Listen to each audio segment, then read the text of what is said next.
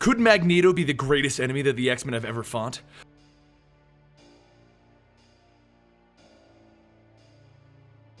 Welcome to Origins, where we go over the origins of your favorite superheroes and villains. I know it's been a while since we've done one of these, but it's time to get back to your favorite X-Men and their villains. Now, it's important to note that when talking about Magneto's origin, it has been changed substantially in the recent years. While the early comics hinted that he had a background dealing with the Holocaust of World War II, it was never specifically described fully until 2008, in a story that was entitled Magneto Testament, which explores the mutants' dark origins. Because of this story, we will be following the more recent origin story, which is grounded in history and lacks the more fantastic moments that happen in comic books. Now, I'm also going to let you know I'll probably mispronounce some of the names here. He was born Max Eisenhardt from the heart of Germany.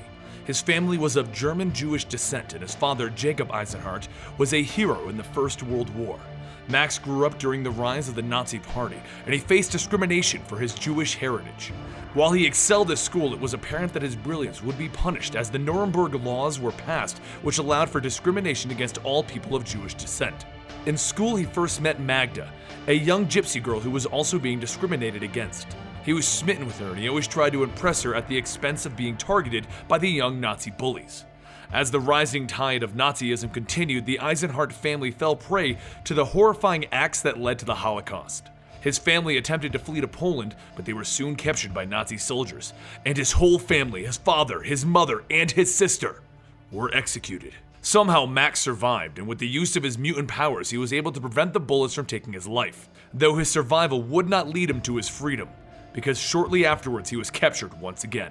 But this time he was taken to a Nazi concentration camp. With his family gone and all hope lost, he managed to gain the unfortunate position of the Sonderkommando, a special unit of Jewish prisoners who were given the grim task of disposing of the victims of the Nazi gas chambers.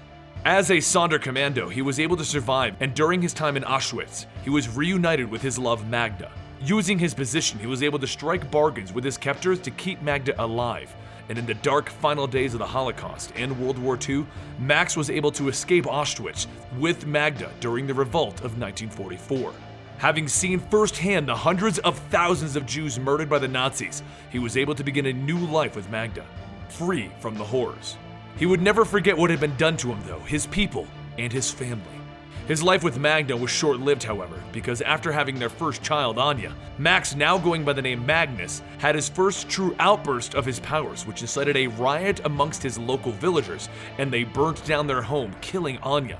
Magna was suddenly frightened of Magnus, and she ran from him to Mount Wundagore, where she kept a secret from Magnus that she was pregnant with twins. At Wundagore, she gave birth to the twins under the watchful eye of the High Evolutionary, and shortly after that she fled from the mountain, abandoning her children, Wanda and Pietro, and she died soon afterwards.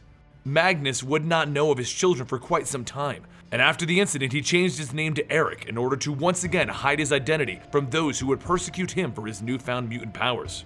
Erik eventually traveled to Israel to work in a clinic that treats Holocaust victims for their trauma. It is here that he meets a strange and brilliant professor named Charles Xavier, and after an encounter where Charles was able to help a victim, the two men became fast friends and they began to work closely together. During this time, Erik and Charles began to have dialogue about the place of Homo Superior in the world, and the two would have very differing opinions. Clearly, Erik's experiences led him to distrust humanity, and he sees a world where mutants will be persecuted. Because of this, he feels that Homo Superior should rise up in strength against humanity in order to protect themselves. But neither of them knew about each other's mutations, and that illusion wouldn't last very long. Their mutual friend, Gabrielle, was kidnapped by a Hydra group led by Baron von Strucker, and Strucker pierced Gabrielle's mental walls to learn the location of a secret cache of gold that she was keeping secret. Erik and Xavier pose as Hydra lackeys in an attempt to rescue her, and it is then that Erik reveals his incredible magnetic powers to Xavier, as he nearly single-handedly and violently destroyed the entire rogue group of Hydra. While Xavier tried to resolve things peacefully, Magnus attempts to murder Baron von Strucker until Xavier stops him from taking more lives. It is here that Erik and Xavier part ways because their opposing ideologies would never allow them to truly become allies, and Magneto takes the cache of gold presumably to fund his militant endeavors. Soon, we would learn about those vile plans and Magneto's first encounter with the X-Men at Cape Citadel.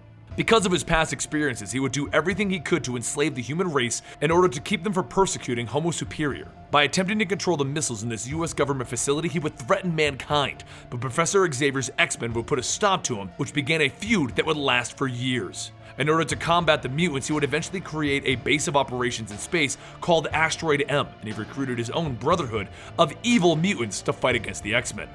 What follows is X-Men history. Magneto's mutant powers are very simple and extremely powerful. He has the ability to manipulate magnetic fields, and this allows him to control metals to an incredible extent. He can manipulate gigantic objects with incredible weight, such as asteroids, submarines, and battleships, and even a large man made of metal. And using magnetic shields, he's also impervious to most attacks.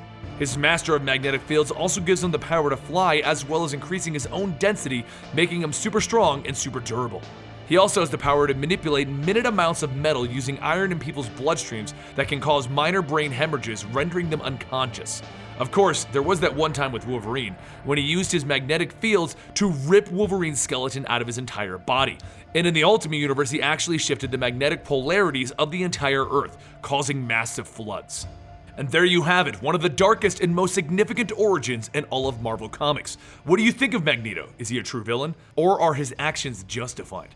I'm Benny for Comicstorian, and if you enjoyed this video, make sure you check out the other ones on the screen right now. You just might like those too.